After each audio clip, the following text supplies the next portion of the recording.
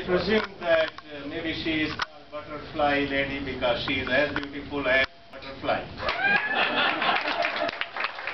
A few months later, when I met her personally, I found her more beautiful than a butterfly. But I discovered that she was not called, or is not called, a butterfly lady because of her beauty. She was called because of her activism. Activism of environmental pine bush protection movement. Save the pine bush. The area where we have cross gates, Walmart, Home Depot, and many other offices, they were sometimes back dunes, sand dunes, and pineapples, and beautiful area really when you drive by. I remember I drove by hundreds of times from there. Whatever is left out of those developments is perhaps the result of the movement of Save the Pine Bush. And Lynne Jackson has been in the forefront for that movement. Then I also discovered that unfortunately 911 came and thousands and thousands of Muslims, innocent, were arrested, imprisoned and deported, and some of them were charged on minor charges like writing bad checks or credit card violations and so on. It was a very difficult time for the Muslim community. And then later on, FBI started entrapping Muslims, and still try, sending criminals to the mosques, to the Muslim communities, to the Muslim businesses, to come up with some kind of gossips and some ideas which FBI develops and trains them, and because of that they entrap innocent people, convict them and imprison them. In our community, 2 people from my mosque in 2004 have been arrested and charged and convicted, and they are doing 15 years each with 12 children in between and the family devastated and so on. When this happened, Lynne Jackson also took an initiative and became part of the so-called Muslim Solidarity Committee to help the families which were affected. And now this trend became a national trend, and thousands of innocent people have been entrapped and prosecuted and imprisoned. More than 100 plus cases here are well documented and well investigated, and they are listed here as the victims of preemptive prosecution.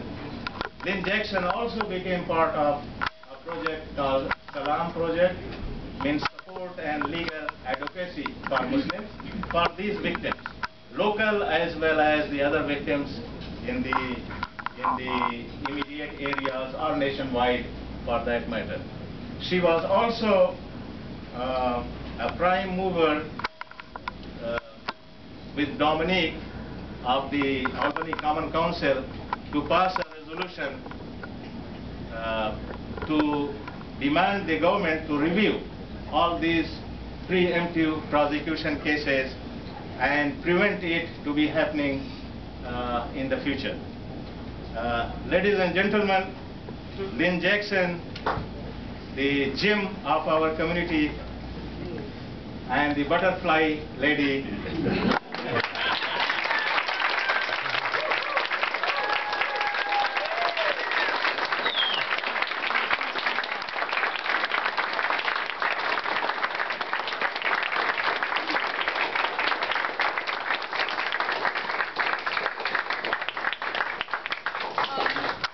I want to thank you very much. Thank you very much, Shamshad. Thank you very much. I would like to, can everybody hear me? Yes. Speak loud. Thank you very much for giving me the Community Activist Award. I am deeply honored. First First, I'd like to talk about Save the Pine Bush. Save the Pine Bush began 33 years ago in a snowstorm by taking on what was then a very unpopular topic, preservation of the pine bush, a unique ecosystem located between Albany and Schenectady. We have been in almost constant litigation with the City of Albany, the towns of Colony and Guilderland, the State of New York, the Albany Pine Bush Preserve Commission since we began. Though our litigation strategy has given us some major successes in our preservation efforts, it's also made us very unpopular. The history of our struggle is a thrilling story of a ragtag group of citizens with no money fighting huge corporations and our government to preserve this land of sand dunes and rare butterflies. There were many, many, many people working to preserve this ecosystem. We have set case law in New York State's environmental laws. When we began, people would ask us why we wanted to save this wasteland of pitch pine trees and sand dunes. One of our biggest successes is the fact that now pine bush preservation is the norm. The important message from our work in Save the Pine Bush is that the government was not going to do the right thing. It was not going to save the pine bush. It was the people who forced the government to do the right thing.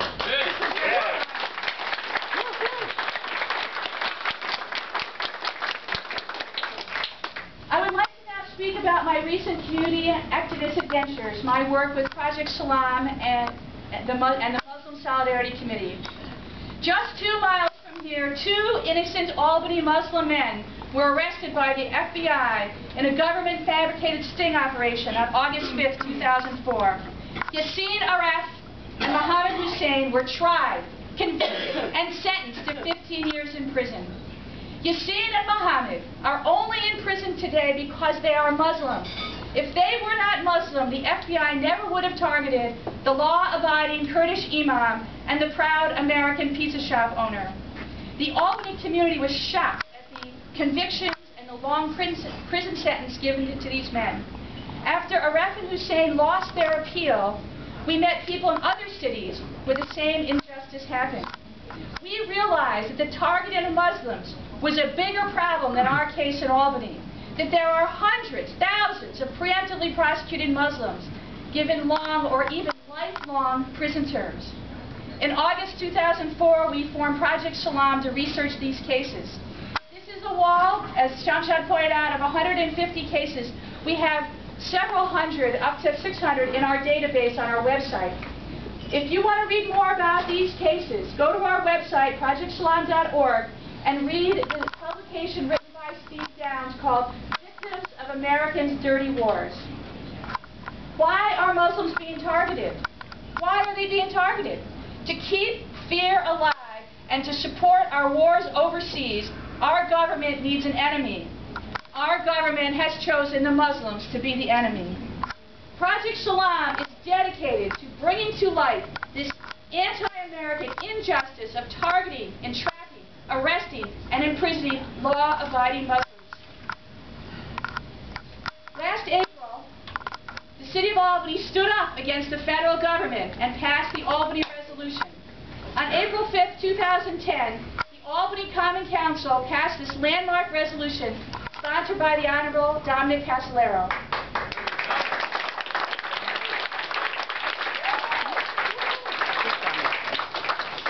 This resolution is based on the fact that the Inspector General of the Justice Department, this is the Inspector General of the Justice Department, determined that the government refuses to give defendants information from the government's secret classified surveillance programs that would show the defendants are innocent.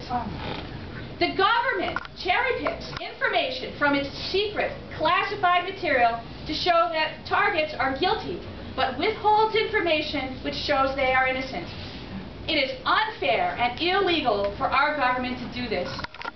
The Inspector General recommended that all of the terrorism convictions should be reviewed, presumably by special prosecutors, to determine whether the defendant's right to a fair trial was violated by the government's withholding of secret information showing the defendants were innocent. The Justice Department has totally ignored this recommendation. They've totally ignored this recommendation. And we need a resolution of Congress to push the Justice Department to doing what the law requires it to do. This is what the Albany resolution would accomplish. Albany has set the direction, but we need to get this resolution passed in Congress and have Congress tell the Justice Department to investigate these cases of gross miscarriage of justice. I believe that as progressives, we have a special obligation to stand up, speak truth to power, and to work to protect our Muslim neighbors. We know what injustice looks like. Not only do we know what injustice looks like, we, as members and supporters of the Working Families Party, must take action to right it. We have learned that at this time in our history, the institutions of government seem to have closed their doors to poor, to Muslims, to immigrants, and to environmental, labor, peace, and civil rights activists. The struggle for justice that each of these groups represents is really a struggle against the power grab by the rich and the corporations. In this struggle, we are all allies. This is why I'm so pleased to have been honored for my activism on behalf of the environment and Muslim civil rights by an organization dedicated to improving conditions for working families. The award symbolizes how we all are just different aspects of the same struggle. We will win this struggle by organizing, and by organizing, and by organizing, and by organizing.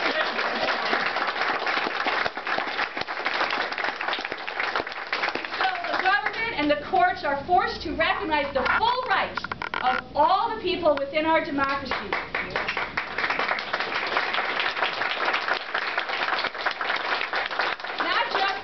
Powerful. In this struggle, you can count on my support, and I know I can count on yours. Thank you so very, very much.